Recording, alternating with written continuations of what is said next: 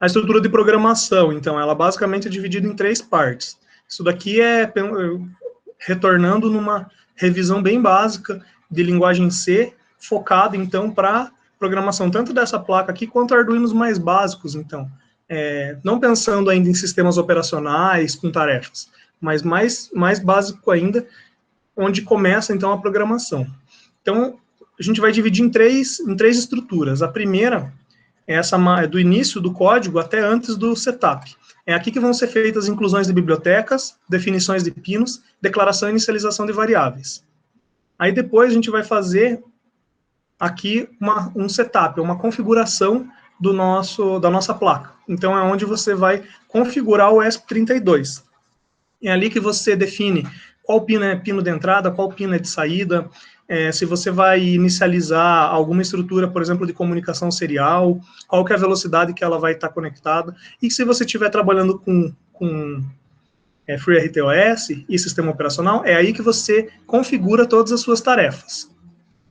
Até aqui, essas duas primeiras estruturas, elas sempre vão ser executadas apenas uma vez. Sempre que você reinicia a sua placa, que você desliga ela da energia e conecta de novo, ou que você pressiona o botão de reset aqui, e ela inicializa todo o programa dela, ela vai executar essas duas estruturas uma única vez.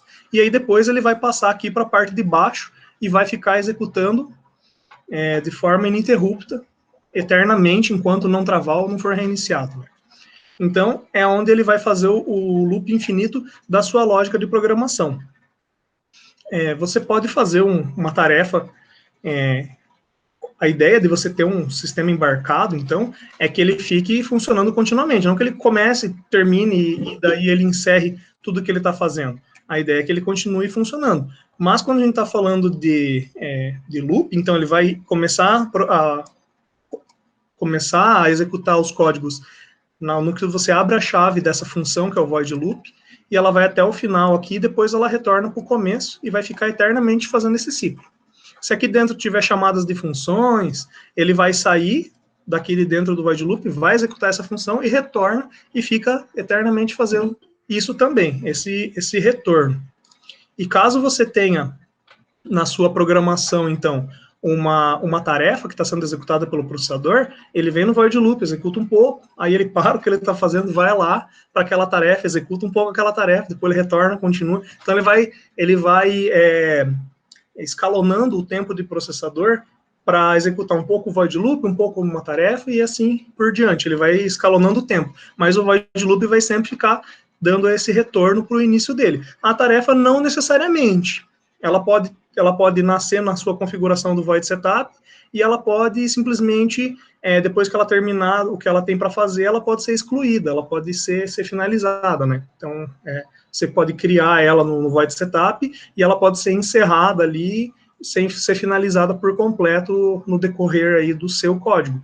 Ou não, depende da sua programação. Ela também pode ficar executando eternamente aí, tal como o void loop funciona.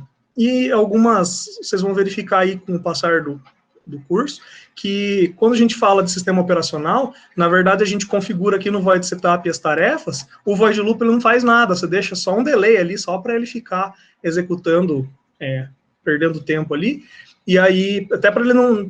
É porque o microcontrolador, às vezes ele pode achar que ocorreu um travamento ali dentro do void loop, então, às vezes é bom você colocar alguma coisinha ali só para ele ter um tempo ali para ele executar algo, para ele não ocasionar um travamento, até mesmo uma identificação do teu sistema como se tivesse travado algo e daí ele reiniciar automaticamente. Então, você põe um delay ali só para ele ter algo dentro sendo executado, mas onde vai estar sendo feito todas as funções do seu processamento vão ser as tarefas. Daí cada tarefa vai ser infinita e vai ficar executando, entre aspas, de modo paralelo, né? Não é um paralelismo real. O processador vai executar um pouco em um pouco em outro, um pouco em um pouco em outro.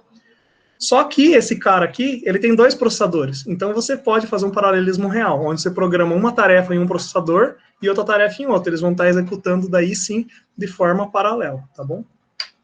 A gente vai ver isso tudo com calma mais para frente.